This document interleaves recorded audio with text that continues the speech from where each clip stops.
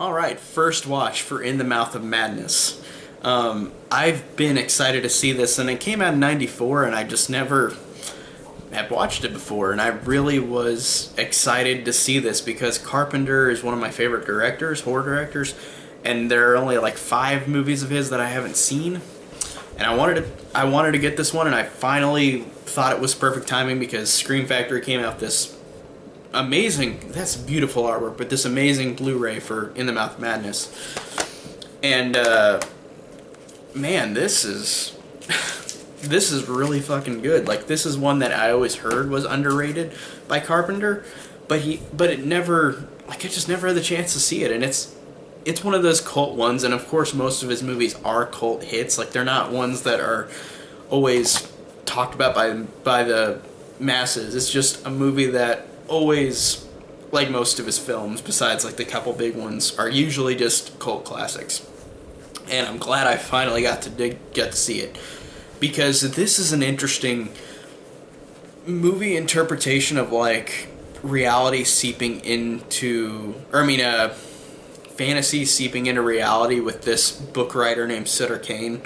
And this character Trent going on this mystery of figuring out what is going on, because these Sutter Kane books are causing riots around everywhere, and this character is trying to figure out what's going on. But man, the way that the whole story works is really great, because this character Trent is trying to figure out this mystery, but he starts losing it as much as everybody else as it goes along. And you kind of realize that he's in a no-win situation with this Sutter Kane, because the way Sutter Kane is writing the world, he's writing it to where it's not going to go good for him. Like, I love the fact that they do this great job of reality into fantasy seeping into into each other. Like, it's a really great interpretation of that.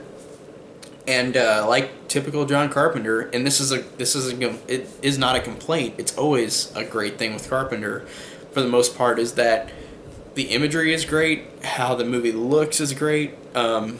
It's a quote unquote horror, and it's got horrifying things about it, but it's not one that like is effective to me.